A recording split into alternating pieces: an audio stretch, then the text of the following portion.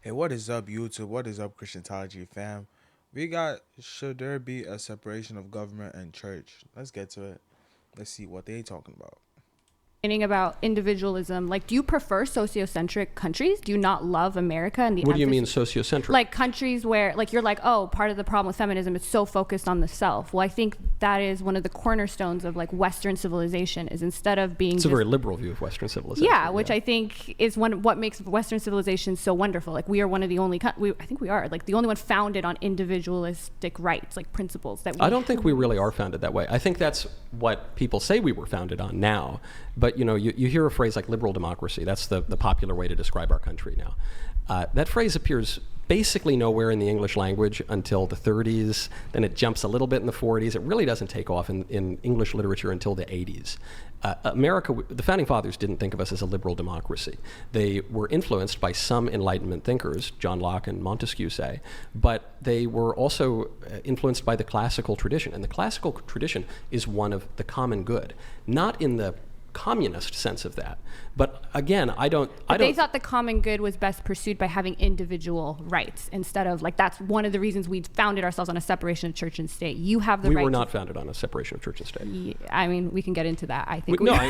Sure. It's well, incidental to this point, but it appears in no founding document. There's one errant letter from Thomas Jefferson to a friend that mentions the phrase, and the Treaty of Tripoli makes some little knock on Christianity to appease the Muslim pirates who were capturing our sailors. But when the First Amendment established no church at the national level, the reason for that is not that there was a firm separation of church and state. It's because there were already established churches at the state level in many states that persisted for decades after the Constitution. The only reference to God in the whole thing is that you can't have a test for political office. They I'm just purposely left it out. You're saying that they didn't need they didn't to leave found it this out. state. They refer to religion explicitly, and they say we won't have a church at the national level because we have churches established at the state level. It says that? Where does it say that in the Constitution, that we're only doing this because we have churches? Not only doing that, but we can see it in history and in the ratification debates. That's why in a number of states, for decades after the ratification, you had established churches. And this changes through 19th century jurisprudence, unfortunately,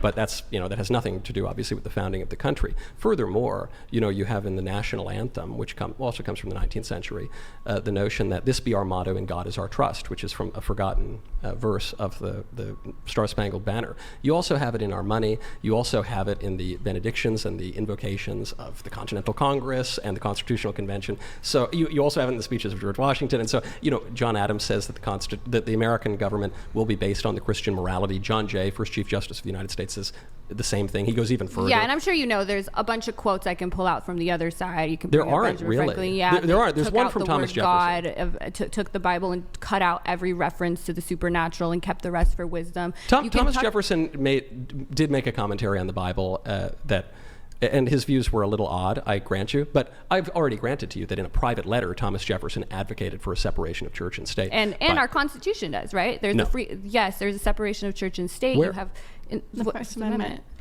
Where do you see? Congress shall make no. I mean, I can pull it up. We can read it word for word. Right. But I mean, like, it is there. We didn't just all Let's just read it. This. Yeah. Listen, I didn't go to law school, so. While she looks that up, one of the other questions I wanted to get into. Congress shall make no law respecting an establishment of religion or prohibiting free exercise thereof. Right. So now where do you see a Congress separation of church and state there? Well, when you say Congress shall make no law respecting an establishment of religion, that is that separation. Right. And so what is the Congress?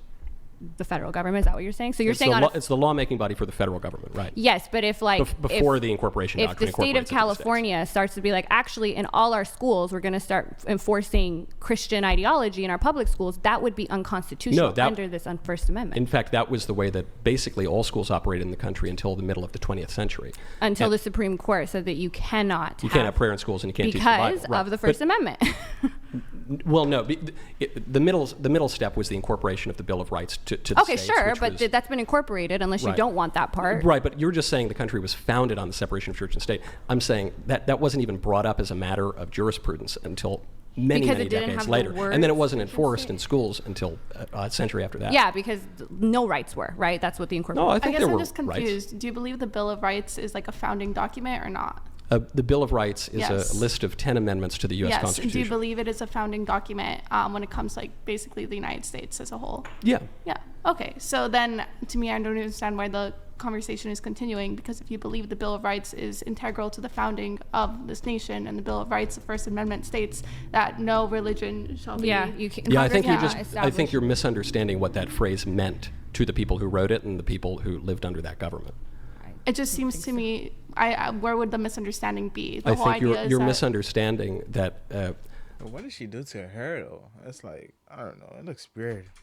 the Bill Feminist, bro. of Rights did not apply to the states at the time, and the lack of an establishment of a church at the national level does not imply that there cannot be an establishment of a church at the state level, which we know for a fact there was at the time of ratification. I guess I am a little bit confused, because I don't understand if the Bill of Rights is part of the federal, basically legislator, right? It's part of the federal law. But we have a and we are federal system. under, yeah, but the whole point of creating the Constitution, and according to the Federalist Papers as well, is that, oh no, we need some like overarching law that, you know, goes throughout the nation, so that way that we can be a united nation. Not exactly. So federalism, right, refers to the principle of subsidiarity, to the view that there would be different levels of government, frankly, all the way down to the individual, right, and the family and the community and the state Yeah. and the national government. So certain powers and rights were Yeah, that's it, man.